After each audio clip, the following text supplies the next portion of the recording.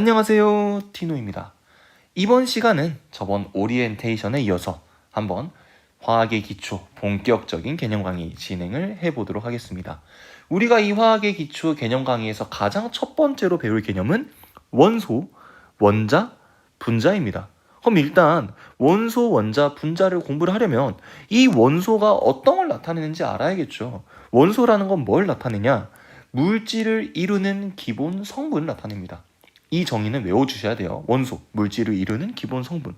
그럼 도대체 물질을 이루는 기본 성분이라는 게 어디까지를 이야기를 하는 거지? 그걸 여러분들이 정확하게 이해를 하셔야 됩니다.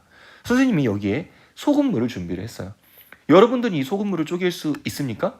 선생님은 쪼갤 수 있어요. 뭐랑 뭐로 쪼갤 수 있을까? 바로 소금과 물로 쪼갤 수 있을 겁니다. 그럼 여기에는 이 소금도 또 쪼갤 수 있을까? 여기에는 물도 또 쪼갤 수 있을까? 쪼갤 수 있습니다. 소금은 나트륨과 염소로 쪼갤 수 있고요. 물은 수소와 산소로 쪼갤 수 있습니다. 딱 화학에서는 여기까지. 여러 가지 물질을 이렇게 쪼개고 쪼개다 보면은 그 물질을 구성하고 있는 고유의 성분이 나와요. 딱 여기를 원소라고 약속을 한 겁니다. 물론 나트륨이라는 얘는 다시 원자의 개념으로 접근을 한다면 원자핵과 전자, 양성자, 중성자 이런 걸로 쪼개지긴 하는데요. 우리가 화학에서 정하는 기본 성분은 딱 요 정도까지를 이야기를 해요. 그래서 여러분들이 좀 착각하시면 안 되는 게 나트륨, 염소, 수소, 산소는 더 쪼개질 수 있습니다. 원자, 핵과 전자 이런 애들도 쪼개질 수 있는데 우리가 원소의 개념으로 접근을 할 때에는 더 쪼개지지 않는다라고 공부를 해요. 나트륨과 염소라는 이 원소들은 딱 여기까지가 기본 성분인 거고 얘를 더 쪼갤 수는 없다. 즉 어떤 물질이 주어졌을 때 걔를 더 하위 성분으로 쪼갤 수 있으면 원소가 아닙니다.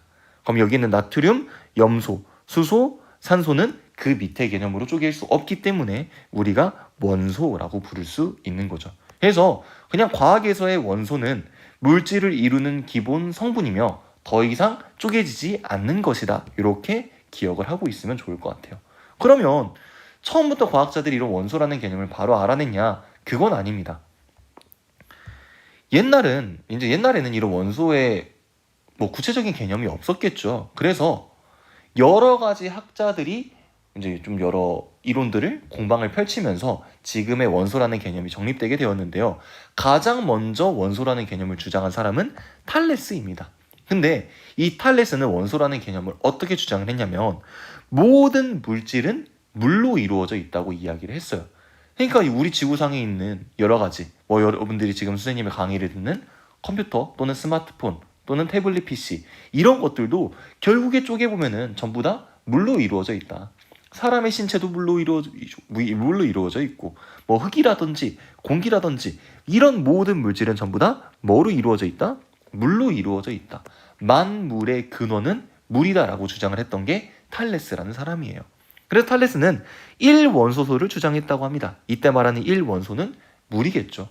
그러니까 최종적인 기본 성분이 물이고 이런 물들이 조합돼가지고 우리 주변에 있는 여러 물질들이 만들어졌다. 이렇게 이야기를 하는 겁니다. 잘못된 생각이었죠.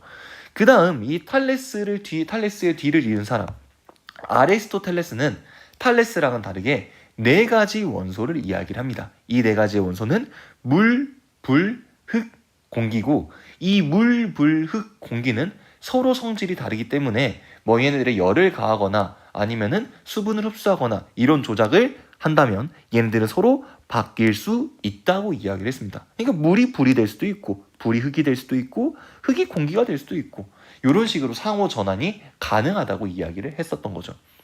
탈레스와 아리스토텔레스의 차이점은 지금 아리스토텔레스는 원소 4가지를 이야기를 했고요. 얘네들이 서로 변환될 수 있다고 이야기를 했습니다. 그래서 옛날에는 아리스토텔레스가 주장했던 거를 아리스토텔레스의 4원소 변환설이라고 불렀어요. 근데 여기까지도 마찬가지로 틀린 개념이 주장되고 있었죠. 근데 이 뒤에 나온 보일이라는 학자는 우리가 지금 알고 있는 현대의 원소 개념을 제시하기 시작합니다. 뭐라고 이야기를 하냐? 원소는 물질을 이루는 기본 성분이며 다른 성분으로는 분해되지 않는다. 그러니까 물질에 이루고 있는 여러 가지 성분들이 있는데 그 성분들을 우리는 원소라고 이야기를 할 거고 이 원소는 더 이상 더 하위 개념으로 분해되지 않는다. 이렇게 이야기를 한 거죠. 근데 보일 씨가 조금 아쉬웠던 건 뭐냐? 여러 가지 원소들의 종류를 딱 확정지어 이야기를 하진 못했어요. 그냥 이런 원소의 개념만 제시를 한 거죠. 그래서 이 보일 뒤에 나온 라부아제라는 사람이 33가지의 원소를 발표를 하고 엄청나게 중요한 실험을 하나 진행을 합니다. 그 실험이 물분해 실험이에요. 왜냐하면 앞서 보일이 뭐라고 이야기했냐면 원소는 물질을 이루는 기본 성분이며 다른 성분으로 분해되지 않는다고 했죠. 근데 라부아제가 했던 실험이 물분해 실험입니다. 왜 이게 중요하냐? 앞서 탈레스와 아리스토텔레스는 물이 원소라고 이야기를 했죠. 보일은 원소가 쪼개지면 안 된다고 이야기를 했어요. 근데 라부아제는 물을 어떻게 해버린 거야? 수소와 산소로 쪼개버린 거죠. 물 분해를 성공을 했어요. 그럼 여기 이 실험에 갖고 있는 결과가 뭐였어? 물은 수소와 산소로 쪼개지기 때문에 뭐가 아니다? 원소가 아니다. 이런 이야기를 할 수 있는 거죠. 그리고 이때 물이 원소가 아닌 걸 밝혀내면서 33가지의 원소도 발표를 했고요. 그래서 우리가 알고 있는 여러 가지 원소들이 이때 라부아제의 시대 때부터 등장을 하기 시작했다. 이렇게 보면 되겠습니다.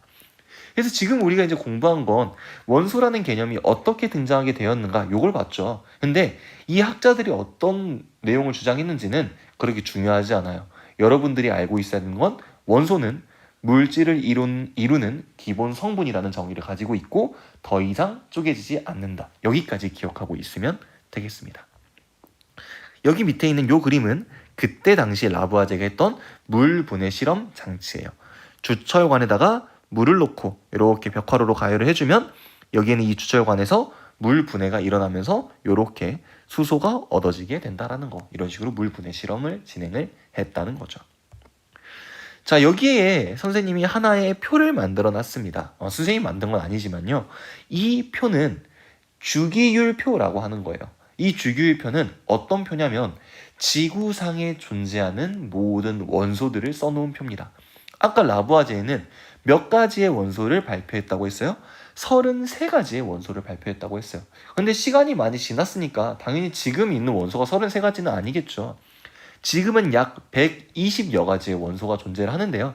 그 120여 가지의 원소를 성질에 따라서 이렇게 분류해가지고 만들어낸 요 표. 이 표의 이름이 뭐다? 주기율표입니다. 주기율표. 그러면 이 주기율표가 갖고 있는 의미를 여러분들이 조금 아셔야겠죠. 근데 이 주기율표의 의미를 알려면 여러분들이 기본적으로 이 주기율표의 여러 성질, 약간 뭐라 해야 될까요? 여러 특징 이런 것들을 조금 알고 있어야 됩니다. 그게 무슨 말이냐면요. 여기에 있는 주기율표는 그냥 단순히 표로 이루어져 있는 것처럼 보이지만요. 단순한 표가 아닙니다. 여기를 보면은 주기라는 성분과 족이라는 성분으로 이루어져 있어요. 그래서 이 주기와 족이 의미하는 게 뭔지 이런 것들을 좀 여러분들이 알고 있어야 화학을 공부하기가 편해집니다.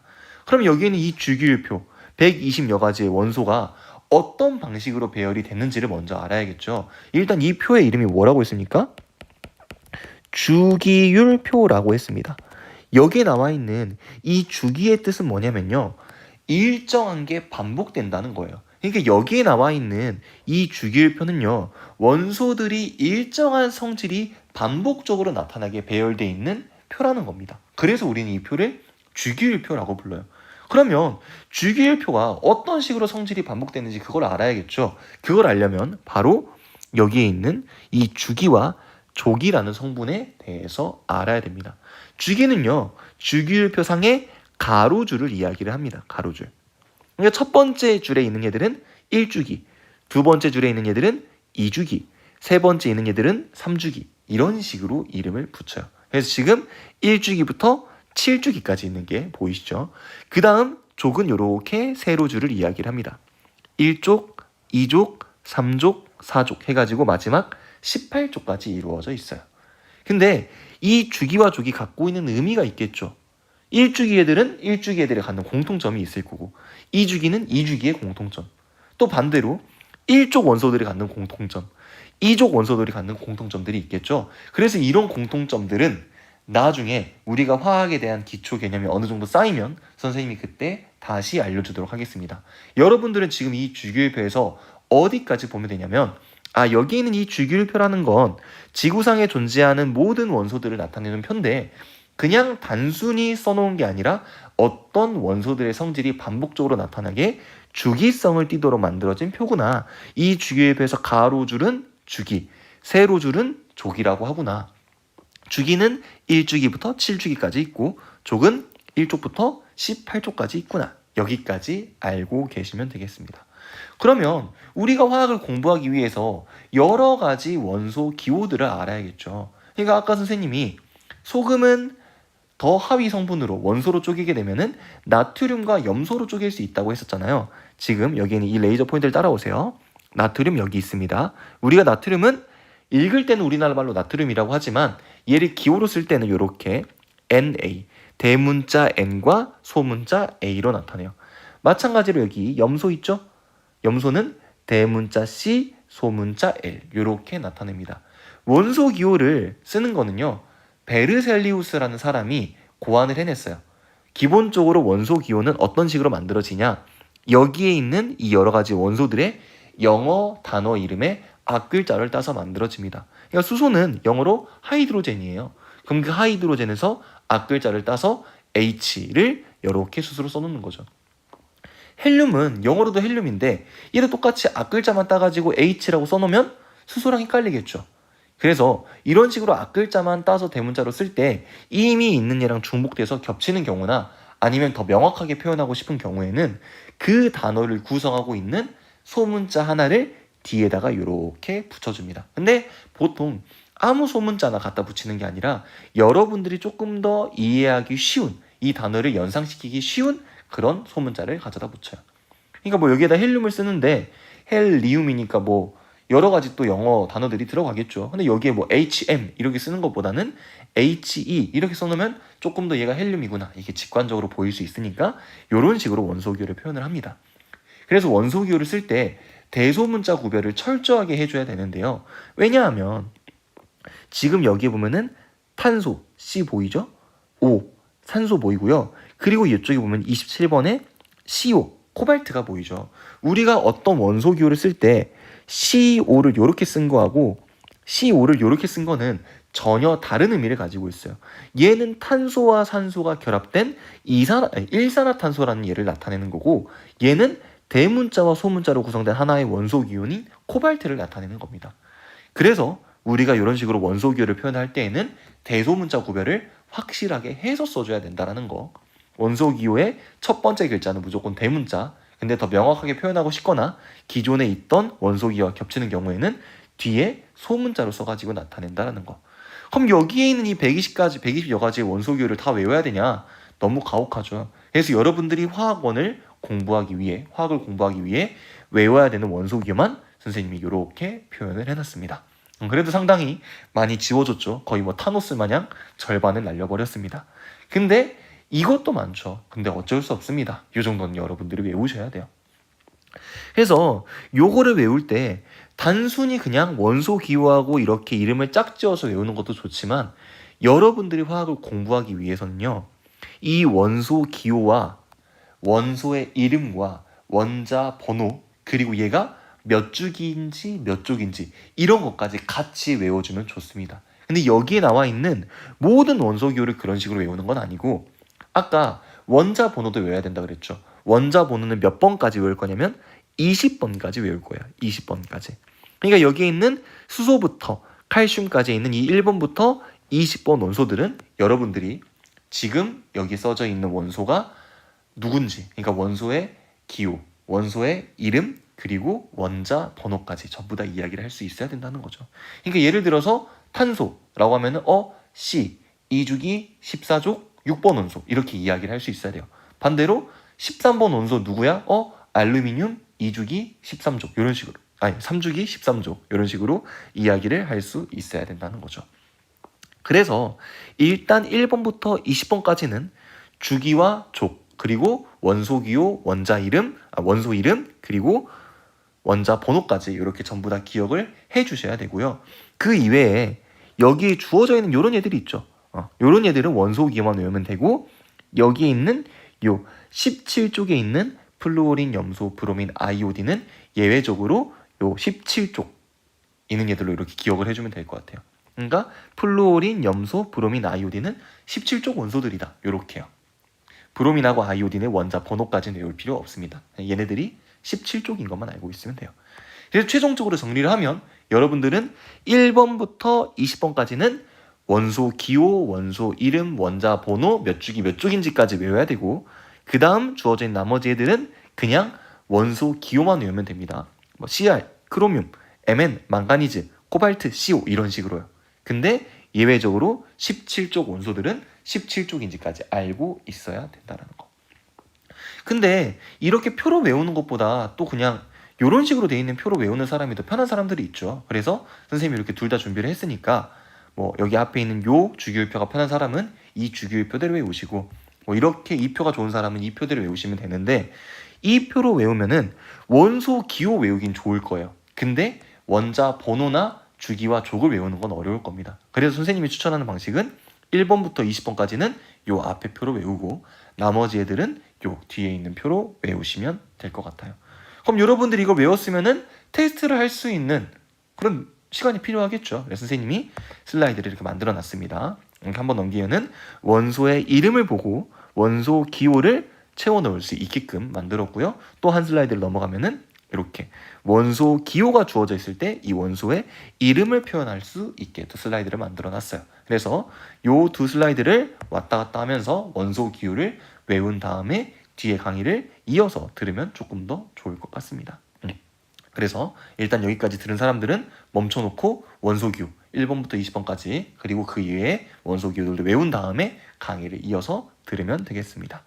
그리고 선생님이 아까 1번부터 20번까지는 몇 주기 몇 주기인지 다 외워야 된다 그랬죠? 그래서 중간에 있는 불필요한 부분을 잘라내고 요렇게 1번부터 20번까지만 있는 또 주기율표 쌤이 이렇게 만들어 놨습니다.